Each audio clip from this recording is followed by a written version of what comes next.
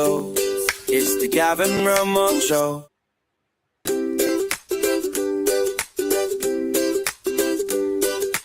Oh, it's the Gavin Rumble Show.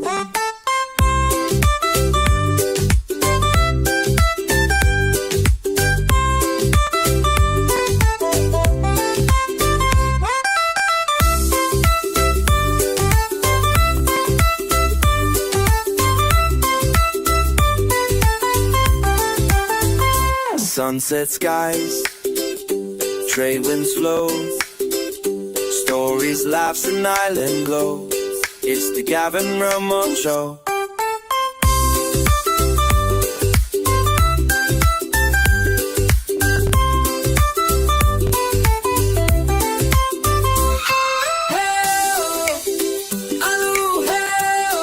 Let's go, I'll left to the world and to the score.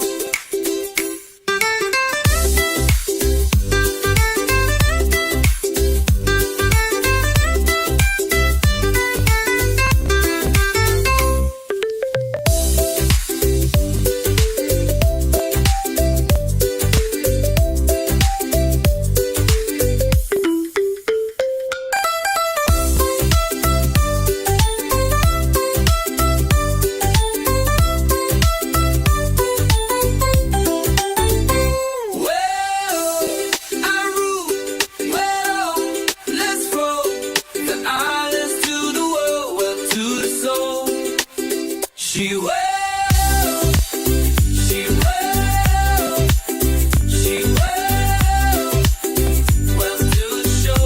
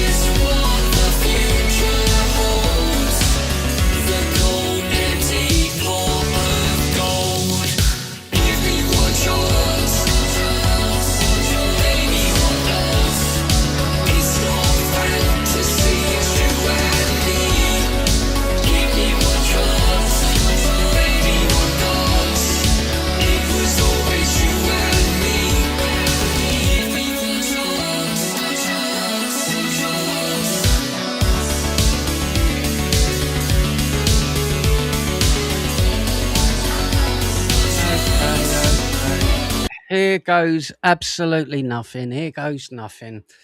Welcome back to the Gavin Ramon show after 2 months away living in the wilderness of the world that is 2026. I'd like to start by apologising for being away for so long. That was never my intention, but there's been circumstances and life that's been happening. So it's been very difficult for me to get myself in the right frame of mind to be back here presenting. And about an hour ago, up until about an hour ago, I felt great. And then I was just like, oh crap, I've got to go in front of a camera again and I've got to like speak to like people. And I just got really anxious. So that's where I am. And I hope everyone else is doing great. Yeah, and it's second nature, isn't it? Yeah, it's easy. It's easy. Uh, uh, what do I do? I'm joking. No, I'm good. I'm good. I've just had family problems. As you know, parents, they obviously get older. So it's been, I won't go into too much detail, but it's been a difficult time. Thankfully, things are looking okay at the moment. But it's been really, really difficult the last sort of 6 to 8 weeks, probably longer than that. But this last 6 to 8 weeks have been, really, really stressful. So I have been keeping up with the news, obviously, not as much as I normally do. But God, my God. I mean, I posted a video earlier about this Jason Arday thing.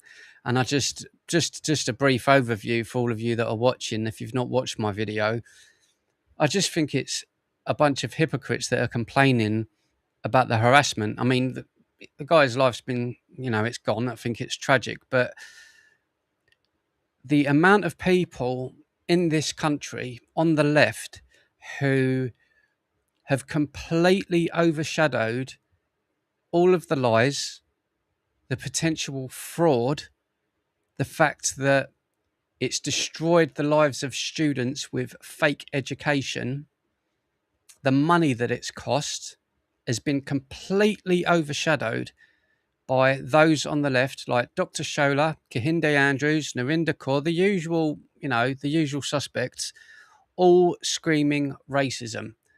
And I'll get into that in the video because it's not racist. It's just they're doing this to cover up DEI, to cover up the failures of someone, to cover up Cambridge, who should be held completely responsible.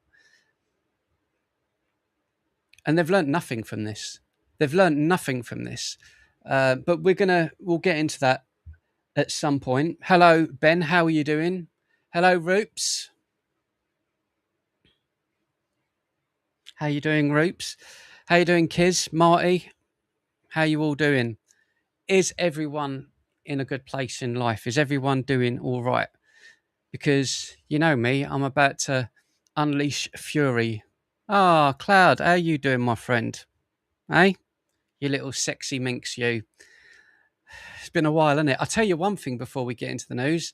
Supergirl was terrible.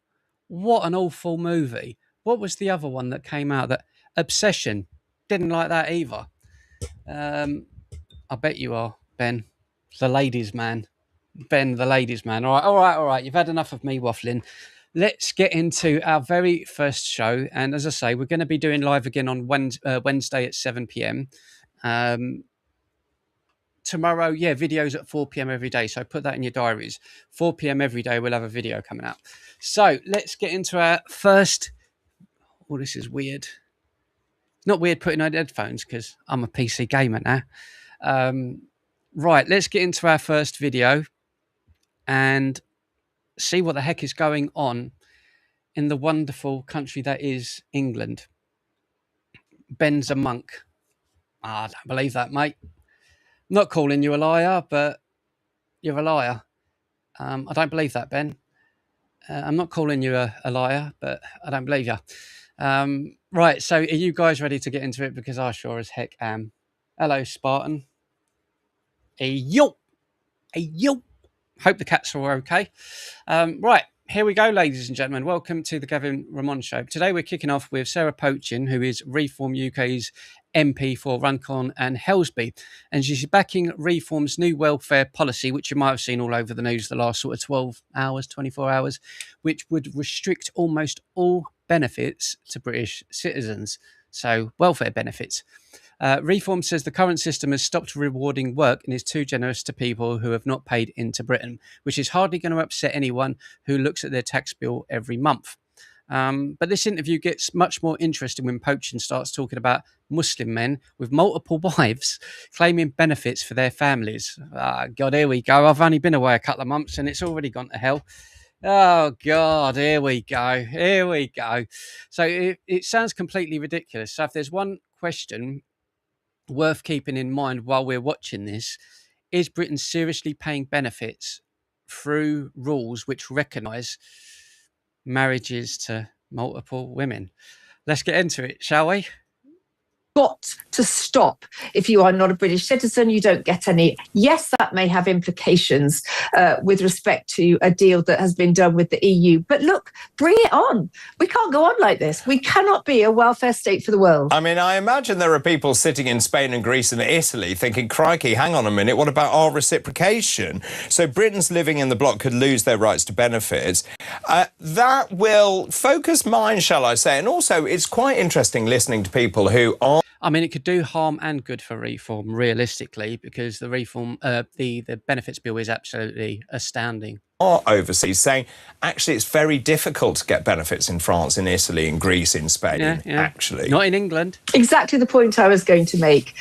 All this does is highlight just how easy it is to come to this country and claim benefit. It is not the same with our European neighbours. So I think that we will find that we are a lot better off if we enact this policy. But more than anything, it just makes sense, doesn't it? And as I said at the start, this is about restoring fairness to the British people, fairness to those people that go out and work every day. So, I mean, basically, not just the benefits for people in the United Kingdom that are claiming, but for those that are coming into England, there's this big hoo-ha at the moment.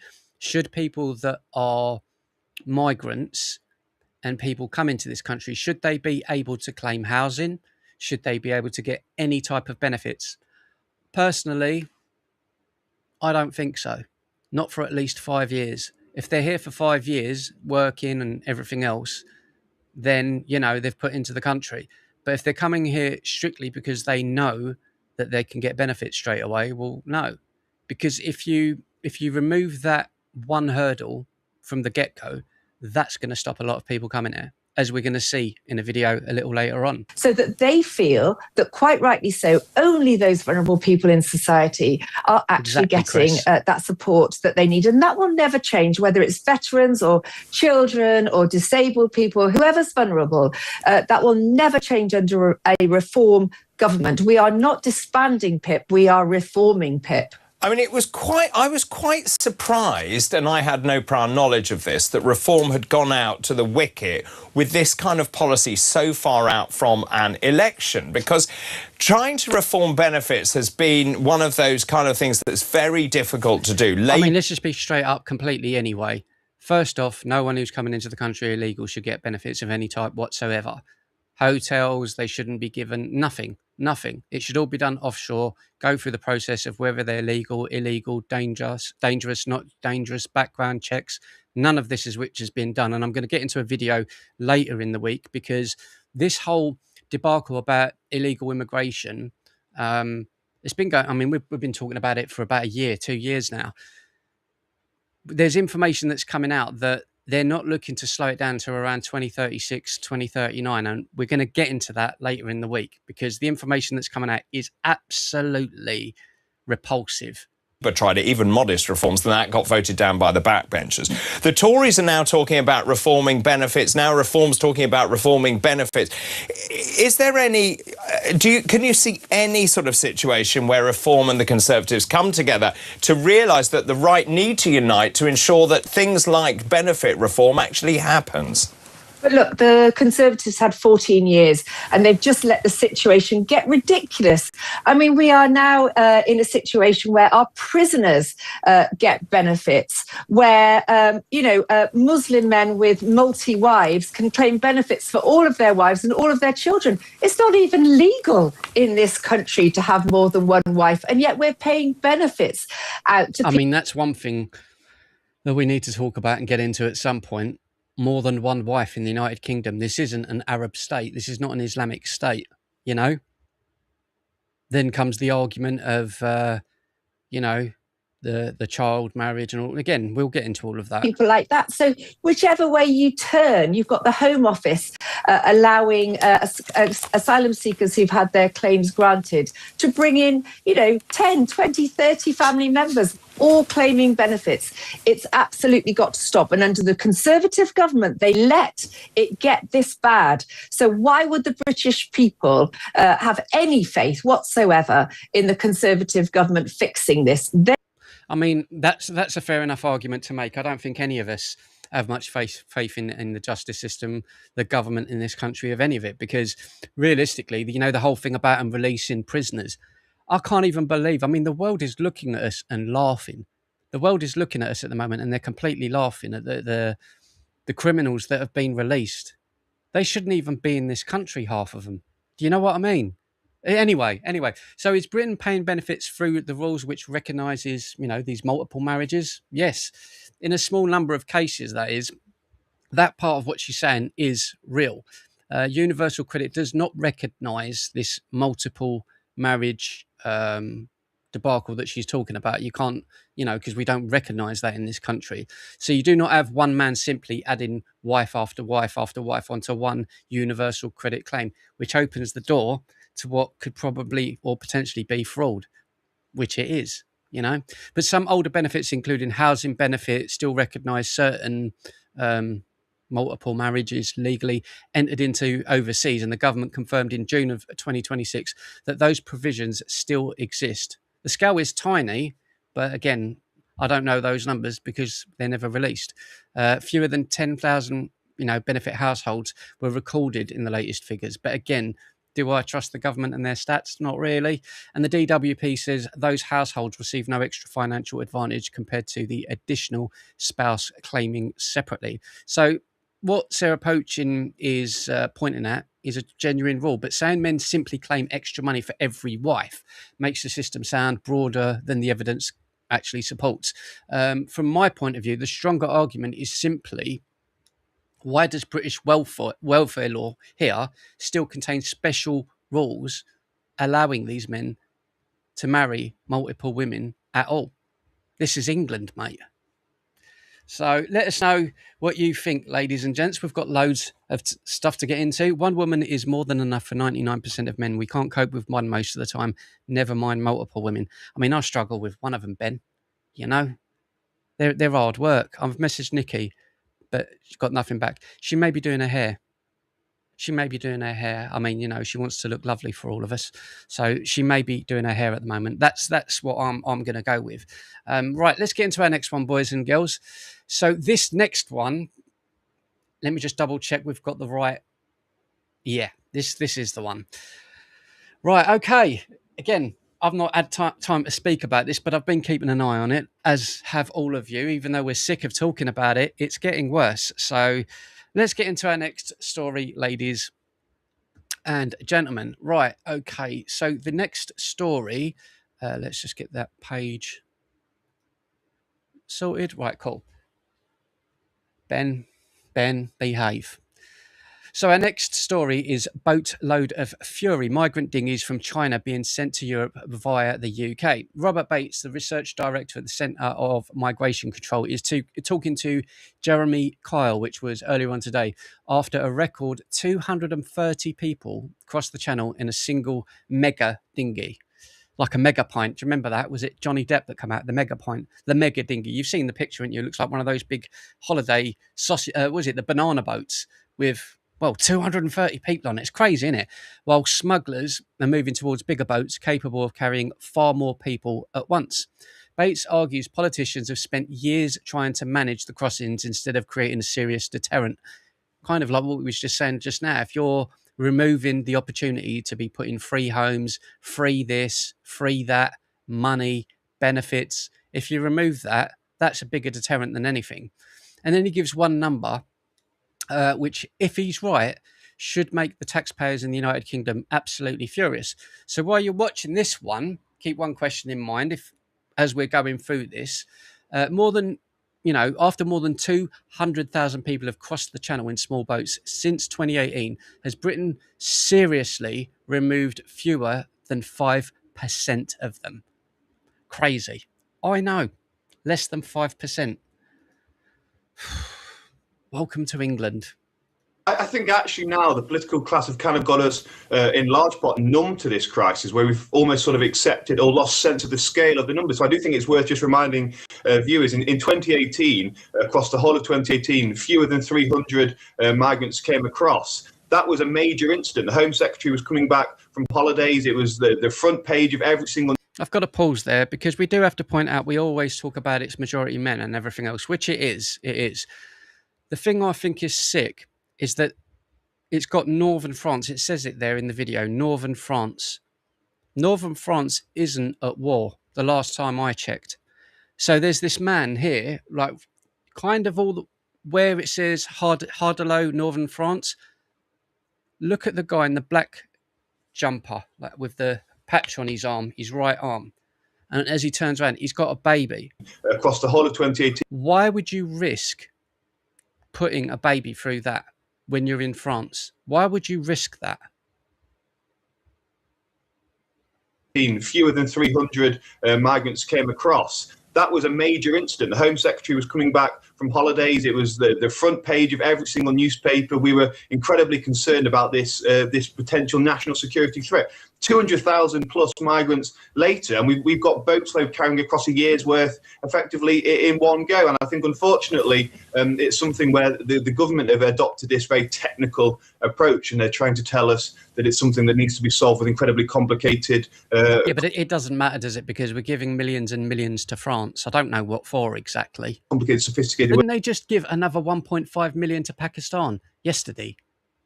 You know what I mean? We see what's going on in this country and we just give, yeah, go on, have some money. Go on, have some money.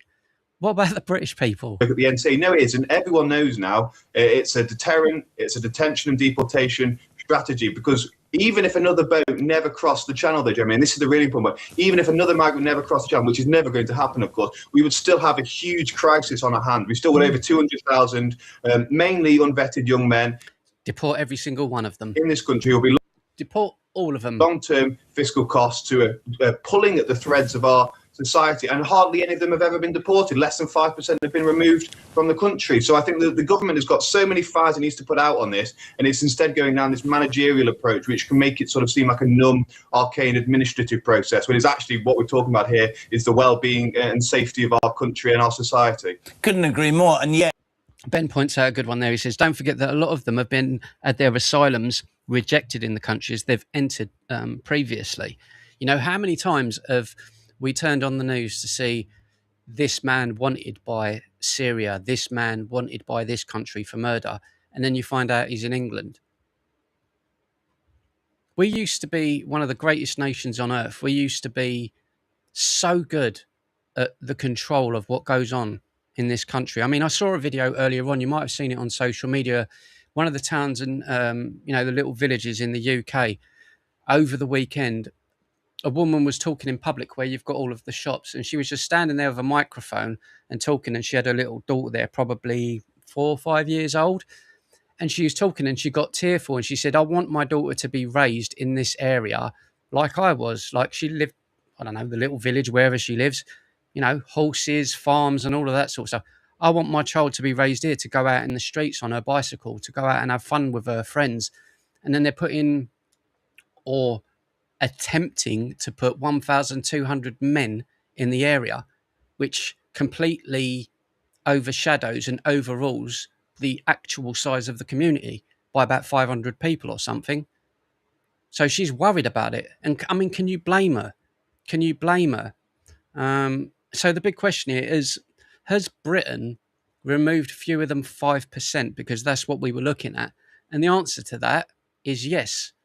on that specific claim, Bates there is right. The Home Office's own figures say that 7,612 people who arrived by small boat between 2018 and the end of 2025 had been returned from the UK, or had been returned from the UK. So that works out at 4%. And for a bit of perspective on that, only 299 people have arrived this way during the whole of 2018. So that 4% does include people whose asylum cases were still being processed. So pretending every remaining person was eligible for removal would be wrong. But politically, you don't need to exaggerate this. Years of governments promising to get control of the channel, and their own published figure says 4% have been returned. That's absolutely nothing. Now, that's what I'm saying. It's no wonder people are laughing at the United Kingdom. Now, if you want to know why people have completely lost patience with the system, there's your answer. That's why there's been so much backlash. That's why we're always talking about it. There it is in black and white from the government statistics. Let us know what you think about that one. Crazy stuff. Absolutely crazy stuff. Right. The next one, boys and girls.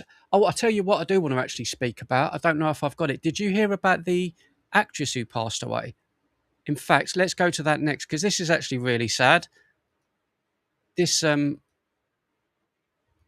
this upset me this morning, like really upset me, because here we go. Let's get the page up. This is just tragic.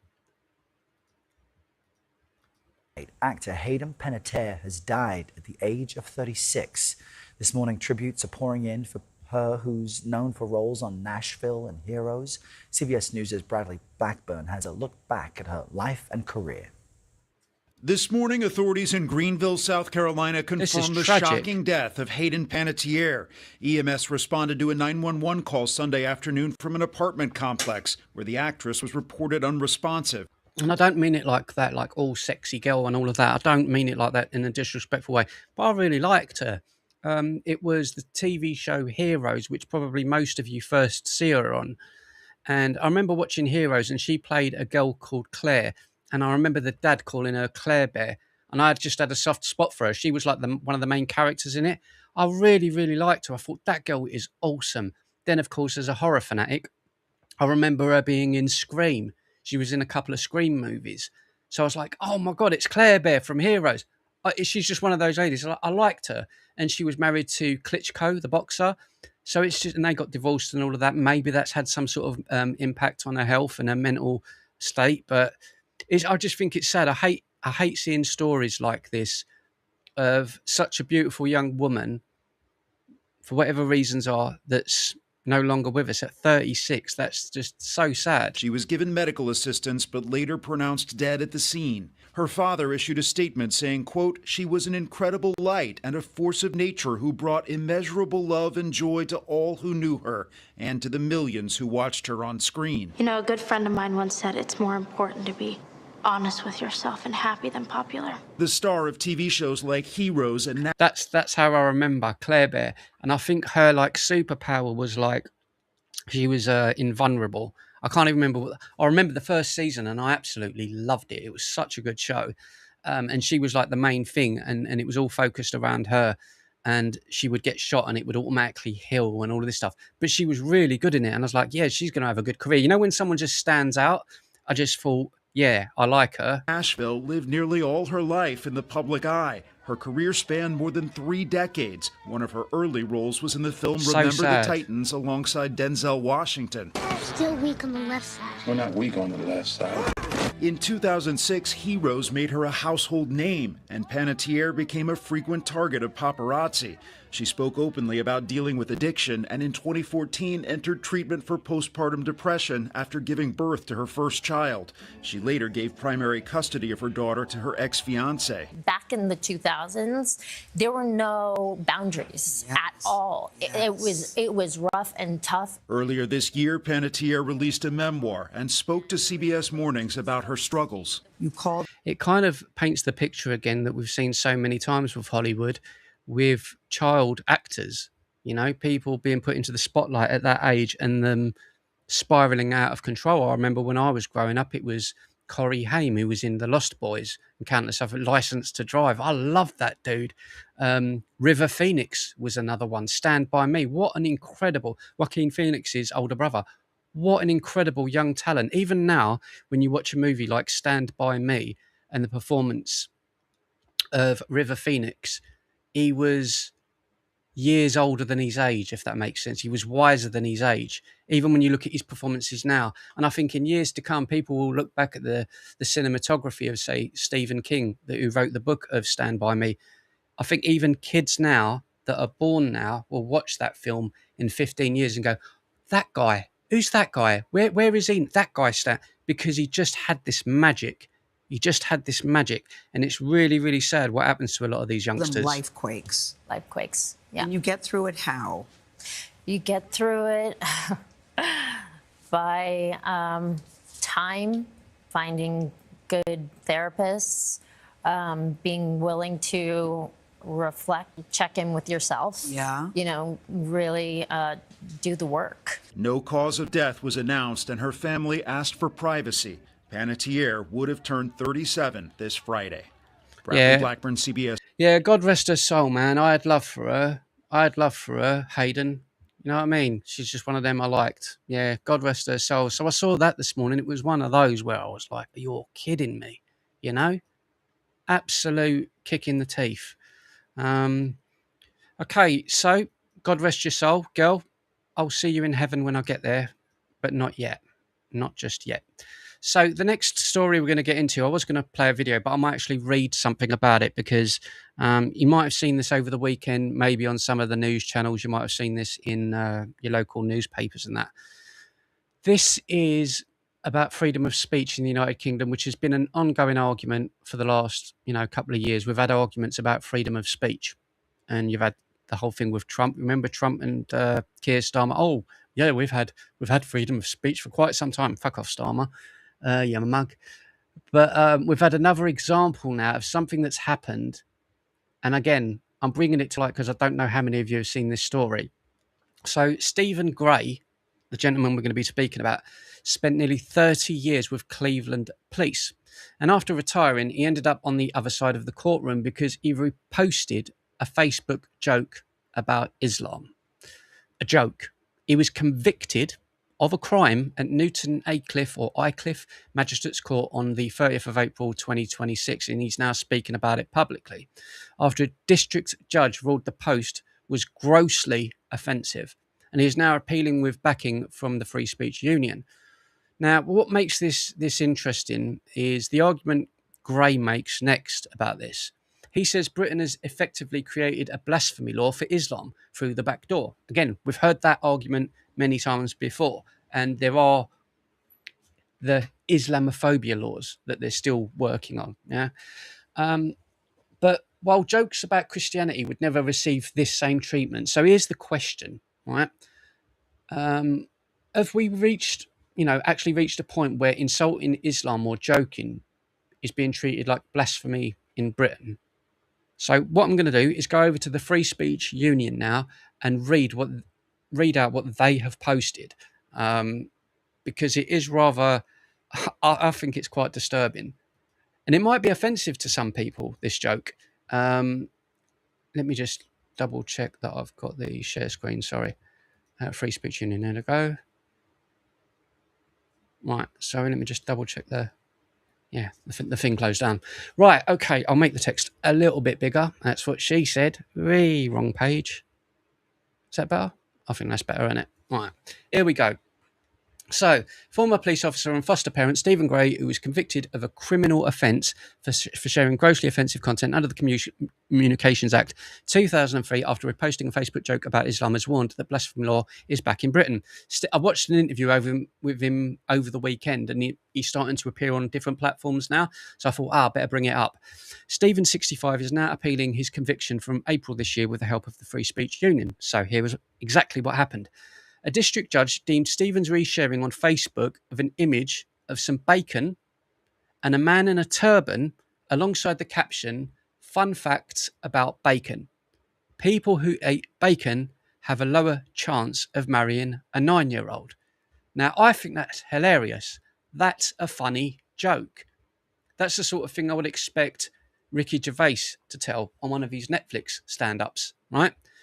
Now, in the United Kingdom, to the best of my knowledge, you're allowed to say something that may offend people.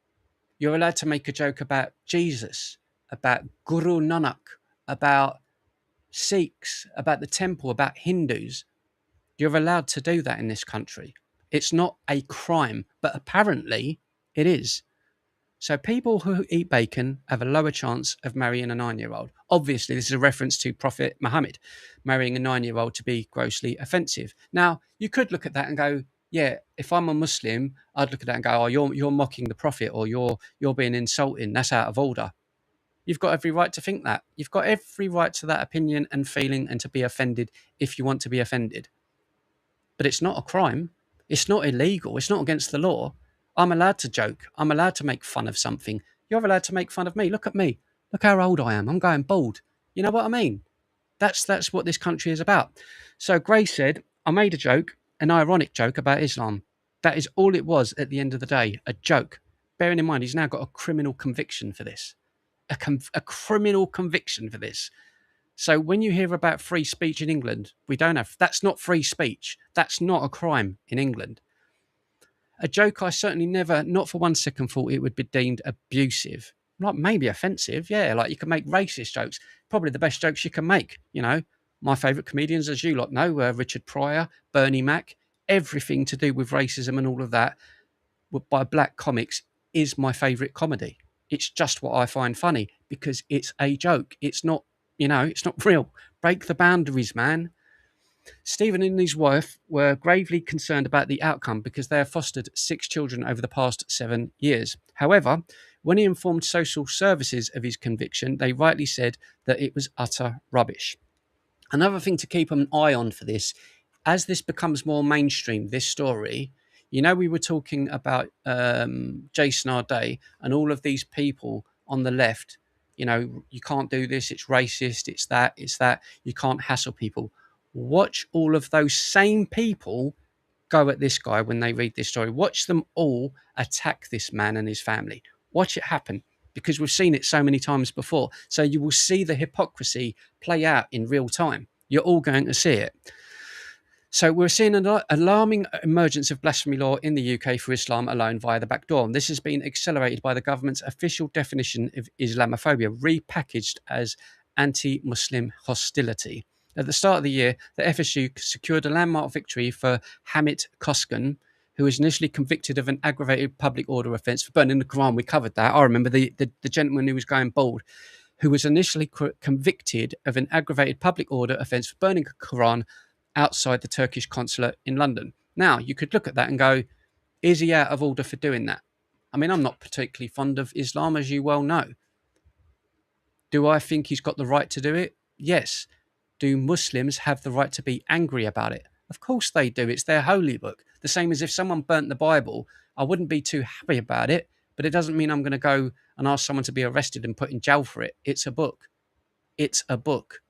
That doesn't change my beliefs. Doesn't, as a Christian, it doesn't change anything that I believe or feel. It's not me that's going to be punished if they do it. They're the ones. If they burn the Bible, I believe you'll burn in hell for it. That's my feelings. If you want to do it, go ahead, mate. You're the idiot. Let's carry on. Stephen said he believes prosecutions such as his are on an attempt to revive blasphemy laws in the UK. He said, I just think it's a dangerous road that the government is going down, trying to use the justice system to get us to stop criticising a religion that promotes a lot of things people might not agree with. So they're doing it slowly but surely in England. Slowly but surely. You can't do this. You can't say that. You can't call out Jason Arday for his potential lies. You know, apparently he ran 35 marathons in 30 days or 30 days at 35. I mean, that's 920 miles, roughly. That's from the south of England all the way up to Scotland. So he was basically gold medal standard Olympic best runner on planet Earth, apparently, Jason Arday. He was one of the greatest runners to ever exist, but he decided not to be a runner. Anyway. No one making a similar joke about Jesus would face prosecution. Blasphemy laws were abolished in England 18 years ago and should not be resurrected by the courts and applied to just one religion. Yeah, I completely agree. Oh, look, Nikki's here. Hi, Nikki. Hello, Nikki. So, yeah, this whole thing, again, is going to be ongoing. This is the gentleman here. So you're going to see him over the news, probably over the next week or so, doing the rounds. But I find it really concerning that this is even a topic of discussion that we're having right now, amongst many things. So have we brought back an Islamic blasphemy law? Legally, no, we haven't. Gray was convicted under Section 127 of the Communications Act of 2003, which makes sending a grossly offensive message for a public electronic communications network an offence. But who gets to decide what's grossly offensive? If someone messaged me and said, well, grossly offensive, I mean, that term, grossly offensive, we've all been abused on social media. So really, we could sue everyone then. We're opening the door to that. The law itself does not mention Islam, Muslims, or blasphemy, but this is where the free speech argument gets uncomfortable. Gray, this gentleman here, former police officer, reposted a joke criticising an Islamic religious figure.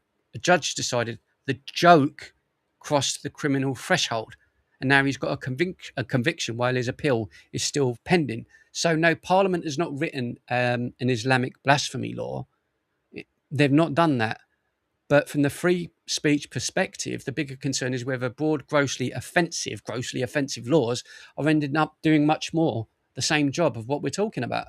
If criticising or mocking a religion lands somebody in a criminal court, arguing over what label we, give the law starts to feel like missing the bloody point. To me, and I expect many of you, this does feel like a cut down on freedom of speech in this country. And again, when was the last time you turned on the TV and watched a stand-up comedian or a comedy show, like a skit show like we used to have in the 80s and 90s?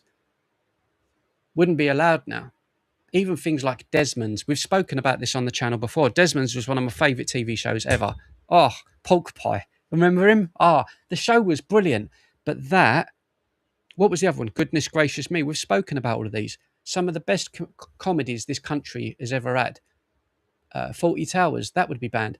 Only Fools and Horses, that would be banned. Everything this country represents. So when we're talking about the erosion of Great Britain as we know it, it's happening before our eyes. It's happening right in front of us, Anyway, so let us know what you think about that one. So let's say hello to Nikki. It's crazy how a judge is more offended over actual jokes than she is of marrying kids. Yeah, they use hate speech laws as blasphemy laws a lot. Yeah, I know, it's nuts.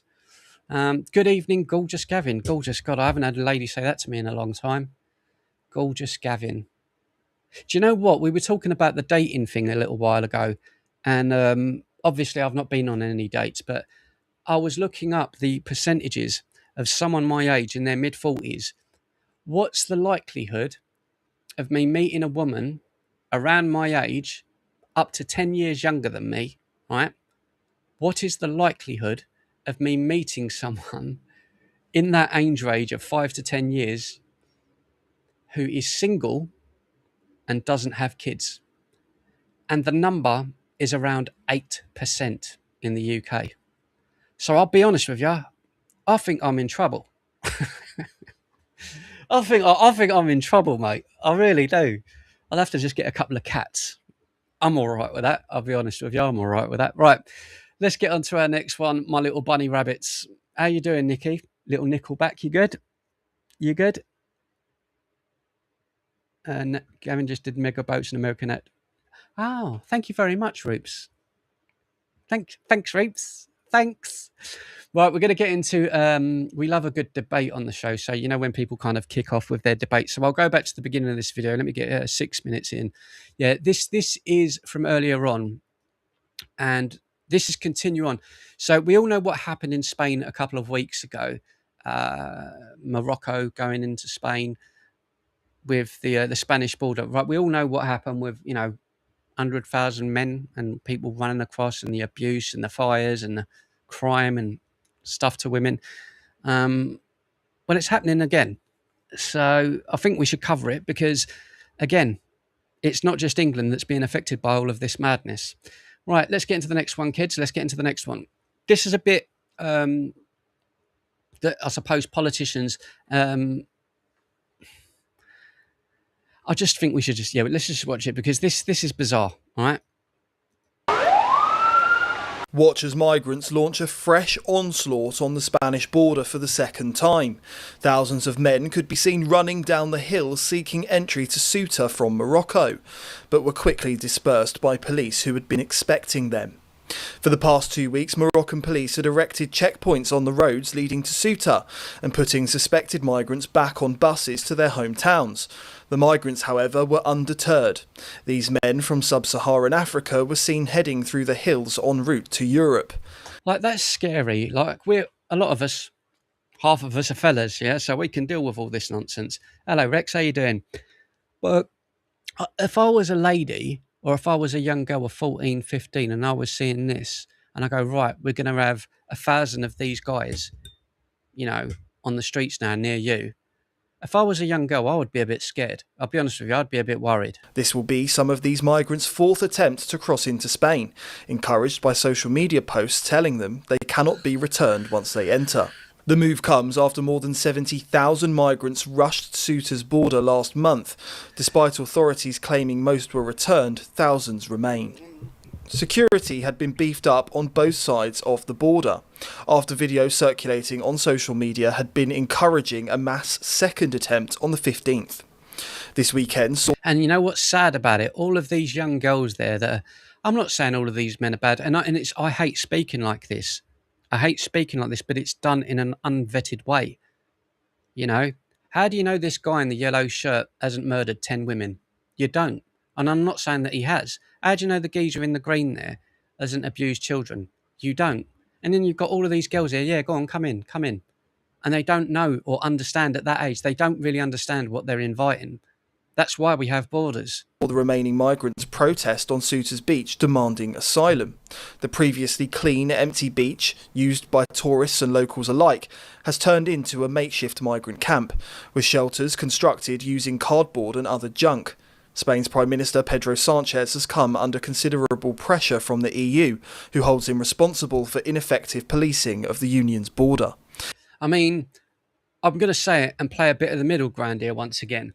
Some of these guys here, there've got to be some guys here that are flipping decent blokes. There has to be, by majority, if you've got 100,000 people, there's got to be some blokes here that are really bloody good men, yeah?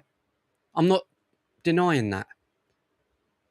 But without proper vetting to find, right, there's a good person, there's a bad person, who are you, where do you come from, what's your background, where's your passport, what's your history? Without all of that properly being done, which it isn't, because if it was, we wouldn't see the crime stats that we're seeing all across Europe. I mean, we've had 25 terror attacks in 2026 in Europe from January until today. 26 terror attacks.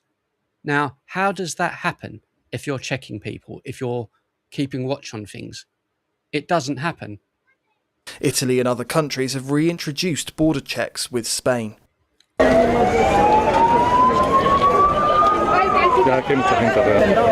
that's what I'm saying. Imagine your children walking around there on the weekend, and it's a lovely, you know what I mean, a lovely town, lovely little city, and they're walking around, and then you see all of that running towards your 10-year-olds and 12-year-old little girls. That would scare the crap out of me. I'd be like, nah, I'm not having that. So anyway, this stops being about a report about migrants at the Spanish border and turns into a proper argument about what Europe is becoming. Matthew Stadlin, everyone's favourite ginger, pushes back on the language of invasion and says migration is being framed far too dramatically. So again, it's these same people on the left playing it down as they do. While Kwasi Kwarteng and Lord Maurice Glasman argue voters across Europe are already giving their answer by moving towards parties promising stronger borders, national sovereignty and tougher immigration controls. What's the lady's name in France they tried to ban with the blonde hair? What's her name? I forgot her name. But she's going to be running an next election in France. I think she'll probably win. Why do you think Reform is growing? Why do you think Restore Britain is doing so well? Because people have had enough. Anyway, Glasman finishes with an even more serious warning about border security and foreign threats. So with this one, here's the thought to keep in mind. Are people across Europe being whipped into some imaginary panic about immigration by people like me? Are we whipping up this hatred? Or are voters reacting to problems their governments spend years refusing to control? So let's get into this one. 6 minutes. Was it 6 minutes or 8 minutes? 8 minutes. Right, here we go. As the Brexit opens up, then we'd be in an excellent state because all these countries would be behind us. Lord Le Pen, Morris, thank you, Ben. superb contributions to start the show there. Yeah, that's right, from France, Marie Le Pen. Matthew Stanton, let's bring you in. The European Union promised an umbrella of protection to maintain peace, market opportunities, but at the central core was freedom of movement. It's turned out to be a complete disaster. I almost cracked a smile open in your introduction, Martin, because you were doing another of your disaster movie intros. That's it summed up in a nutshell. He's just watched a video of 100,000 people illegally entering a country. We know that they committed crimes. We know that they abused women because they've come out and been interviewed. And he's saying, you're making out it's a disaster. Well, what the hell is it then, Matthew? Is that like a comedy movie to you? It was as if the barbarians were not just at the gate, but they were swarming all over us. Show those pictures, please, Daniel. Get them on our screens. Bear any sort what does that look like to you? Any sort of reality. So he's saying swarming all over you. What does that look like? A swarm is a mass of something. A swarm of bees, a mass of something. That's a mass of people. As you know, a swarm of people. The vast majority of those people have gone back to Morocco. For now. And what I find actually interesting about European Union countries beginning to shut down their borders temporarily or limiting the Schengen Agreement, of which, of course, we were not part, is that in this country, the debates... Yeah, I mean, does that look friendly to you? Look at that. Right? He's going, you're making out as a disaster. Watch the footage with your own eyes. Schengen Agreement, of which, of course, we were not part, is... Right, so imagine, look, what is that? Constables. I'm guessing that's like a shop. I'm guessing that's a shop of some kind. So I'm expecting the family probably live upstairs because they've got clothes on the outdoors that looks like some kids' clothes. So you've got children in there and you've got migrant men smashing through the place while children in there, and you don't know who the men are, and you're saying it's nothing to worry about. I mean, these people are deluded. That in this country, the debate seems always to be framed as if migration, and there are issues with migration, even though net migration is massively down in this country, is a UK-specific problem. Let's try and keep this onto European continent if we can, please. But it is not, because actually migration, and indeed illegal migration, is an issue that European countries are wrestling with, perhaps even more than we are. So I think that what's helpful, actually, for the GB News viewer, I hope, is helpful to me as a reminder, is that this is not a UK-specific issue. It is...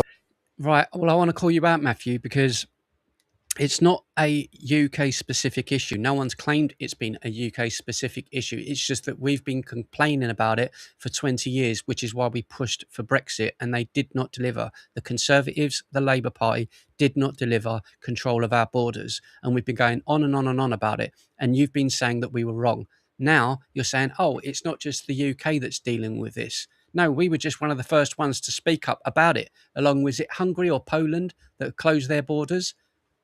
Like, hello? It's like you have to wait for the disaster to happen and then go, this isn't too good, is it? And speaking of which, we're going to be calling out someone in a minute who's on the left side of politics, and I'm going to laugh my arse off because he's been accused of assaulting a girl, and I think it's funny. And I shouldn't say that, but I think that it's funny because these same people are the ones that created this rule, believe all women. It doesn't matter whether you've ever met the woman. No, it doesn't matter. Believe them. Matthew Kelly, life destroyed. Who's the other? Michael Barrymore, life destroyed about that crime. It doesn't matter. Just believe Russell Brand, before he's even convicted, before there's even a trial, he's guilty. These are the sort of people that push that narrative. Something that we as a continent are dealing with. But the idea that somehow we've been invaded by these terrible people, of course there are going to be some wrong-uns in there, and we've seen that. But the idea that the million Syrians who Angela Merkel welcomed into Germany are part of the destruction I suppose you should look at a video of Germany, my friend. Look at Frankfurt, look at Dortmund, look at Berlin, look at Bremen. Look at the state of the streets now, with zombified people sitting on the streets, homeless, selling crack, doing meth on the streets of Germany. Germany never used to be like that. I've been to Germany many times. I love Germany and I love Germans. I do. I love the Germans. Jokes aside, I do. I genuinely love the Germans. I've got Jewish blood. But there's a history as to why I love German people. When I went over there, it changed my perception of the people that live there now. They would never have put up with this. And for him to sit there and say it's not a problem, he is straight up lying. Of Europe is just a nonsense. You talked about the cancer of anti-Semitism. I'm half Jewish myself. There is also something called the cancer of Islamophobia, and I see far too much of that at the moment. The cancer of Islamophobia. All right, well, here's one for you. The Muslim Brotherhood is a prescribed terrorist organisation in majority of places in Europe and in the United States. It's not a terrorist organisation in the UK. We're going to be getting into that soon anyway, the Muslim Brotherhood, because once you start hearing about that and it comes onto things like GB News in more detail, you can have people like him defending it. In debate in this country and in other countries. Kwasi Kwarteng, Lord Maurice Glassman there nailed it. There's been a democratic reaction and a revolt to open borders, Nirvana, to spiralling terrorism, immigration, Islamism, crime, guns, drugs, Russian destabilisation. The voters are voting with their feet. That's obviously the case. I mean, I heard, I was going to call him Nicholas, that was your...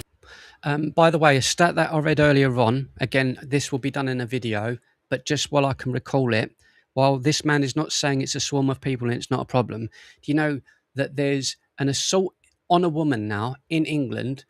8 women are assaulted in England every single hour of every single day. Do you know that? Every day, there's 8 women at least who are 8 women an hour are assaulted by the statistics of what's going on. So don't tell me it's not a problem. Father's name, but I was saying, Matthew, I listened to you and I thought, what planet are you on? Same one as you, Kwasi. Well, I'm not quite sure you are, because clearly what I see, or what Morris sees, is a Europe that is almost in open revolt against the philosophy that drove the EU. The EU, let's not forget, was all about open borders.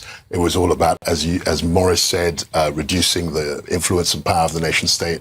What they're doing now, what these countries are doing, is erecting borders and trying to consolidate the power of the nation state. Because as we've heard Meloni, as we're seeing in Germany, Le Pen, for crying out loud. Exactly. I mean, Le Pen, I remember when her father stood in 2002, I happened to be in Paris, he got 18%. She is now, 24 years later, 25 years later, in I hope she wins, Le Pen. France needs that. Pole position, perhaps. Whether you like Donald Trump or not, America needed Donald Trump with his first election. Whether you like him or not is irrelevant, because he said, the minute I get in, I will close the borders. And within 6 weeks, it went from, I don't know how many, 300,000 a month to 0. That's the difference of a leader. To win. So something has changed enormously, and to pretend that this is just all imaginary and that people are making things up and aren't seeing the actual picture, I think is really naive. I haven't pretended there's not an issue, Kwasi. I've just objected to the way Martin framed this as though we are being invaded by hordes, and clearly... Well, we are, because we just reported that 230 people came on one boat. Is that not an invasion of people? It's not 1 or 2 people, Matthew. It's 230 on one boat. We've just seen 100,000 people do it, and we're seeing it again today with Spain. What are you talking like? What would he consider too much? A lot of people in this country and other countries feel that, and I'm saying that is not the case. It doesn't mean that migration and illegal migration are not issues that are felt keenly. Clearly they do, because as we've seen, the rise is undoubtedly on the right. That's right. I'm trying to reframe the way this is being described. I'm not denying that there are issues. But instead of getting your retaliation in first, why don't you talk about what we're actually... Well, you worry about what you're saying, and I'll worry about what I'm saying. What is the actual subject? We've been talking about the EU. You've brought it into the context of the UK. We're talking about what's happening to the EU. Morris did an excellent introduction to the fact that the EU itself is under... And do you know what I love so much about this gentleman in the glasses? I don't know if any of you noticed, but he isn't white. Have any of you noticed that? I did straight away, because it makes me happy seeing this gentleman, because every time I see him, he calls out the crap that's going on in Europe, and he calls out the crap. Now, if I'm supposedly far right and all of you viewers are far right, why are we all backing this man and cheering this man?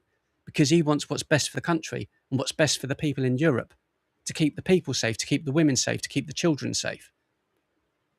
So it's not about racism at all, which that alone proves it. The threat.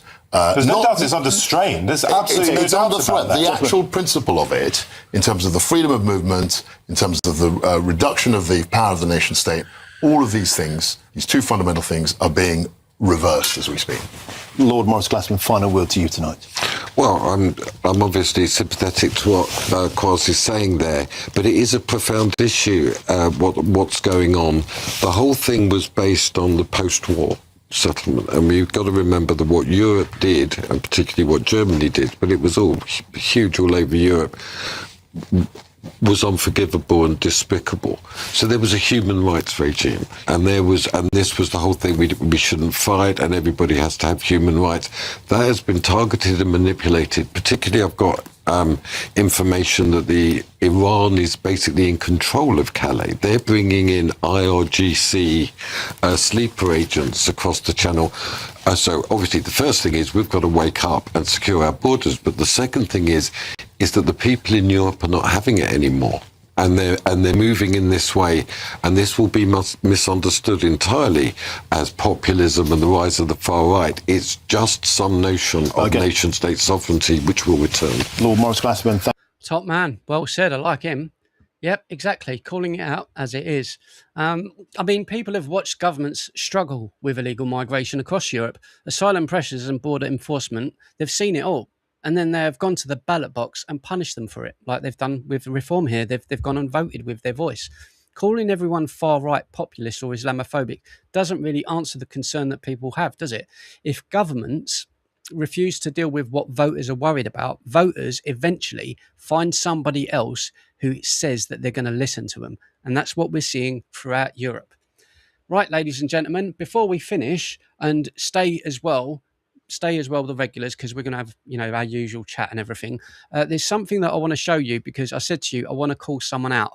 And I think that this is funny, and it shouldn't be funny.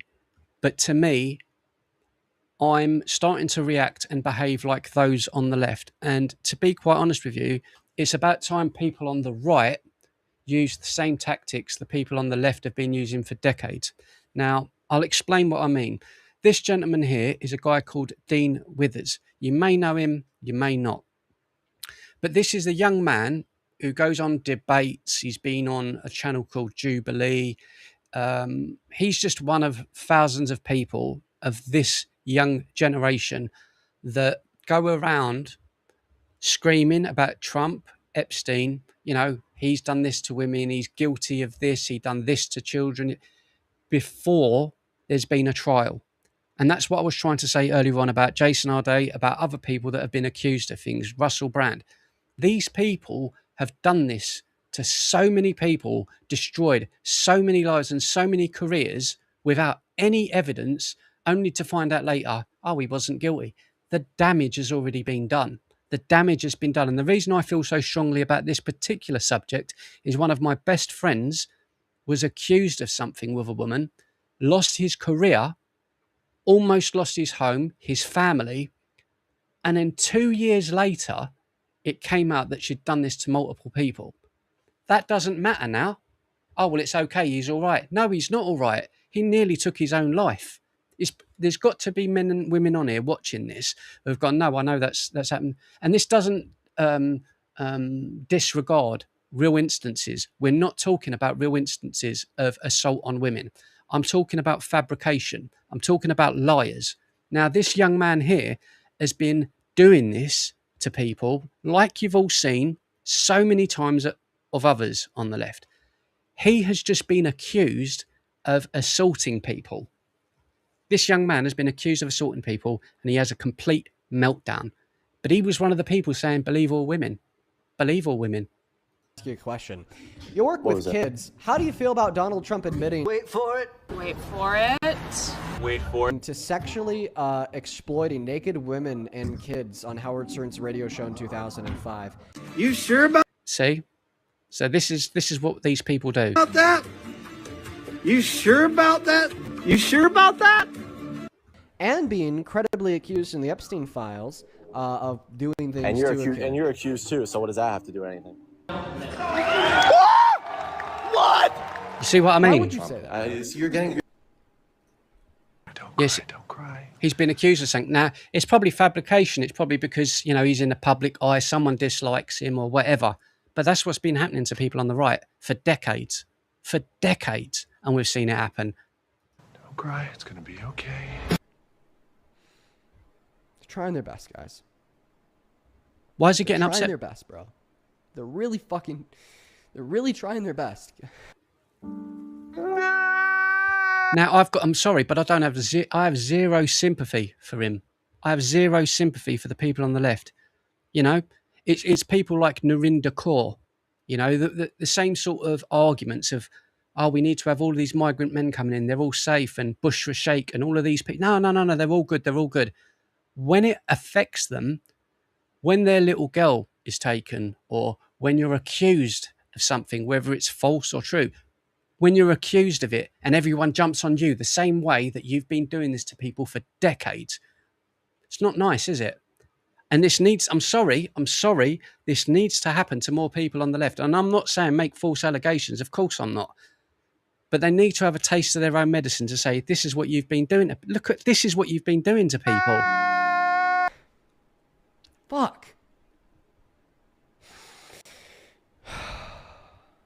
Fuck, dude. So I had to share that because I think it's hilarious. There's another guy as well. I don't know his name. The guy who's always on Piers Morgan, who loved Joe Biden. I don't know his name. I can't remember his name. Harry Sissons. His name is Harry Sissons. He's another one who went on social media, done interviews. Trump has done this. He's done it, and he's made those claims. He's definitely done it. He's definitely okay.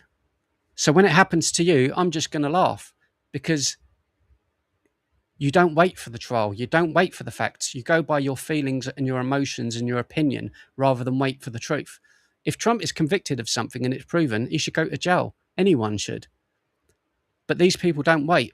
And I think people on the right need to stop behaving the same way that they do. I know that's horrible. But anyway, we're going to leave it there, ladies and gents. We're going to be back live on Wednesday at 7 p.m. Tomorrow we've got videos at 4. So 4 p.m. 5 days a week, 4 p.m. video every day.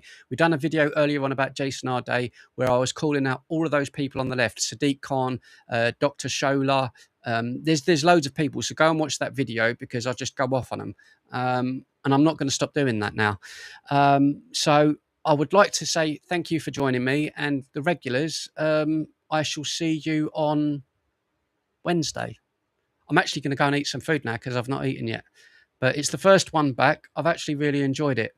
It's gone much faster than I thought. A lot quicker. What goes around comes around, says Freckles. What's happening, Jason?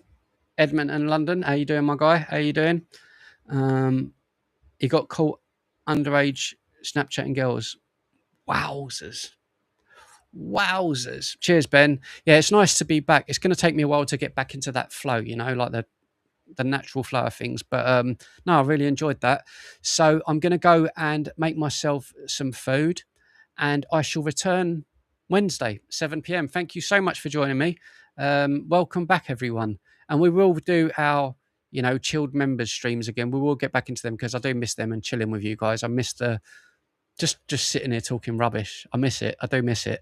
So we'll be doing that again soon. Probably I won't be doing it Friday. I've got my niece coming down, so I'm actually not babysitting because she's not a baby, but I'm looking after her on Thursday, and I said I'd take her McDonald's and go to the park and feed the ducks. So that's just me. So don't tell anyone I'm soft because I'm not, but I'm actually really looking forward to that. So yeah, I'll see you guys in the next video. Thank you very much for joining me. Peace and love, ladies and gentlemen, and I shall see you in the next live stream. I expect. I'm a PC gamer now, so I might go and jump on No, I'm not gonna. I'm gonna go and cook. But yeah, I'll see you guys soon. Thank you so much. Peace and love you lots.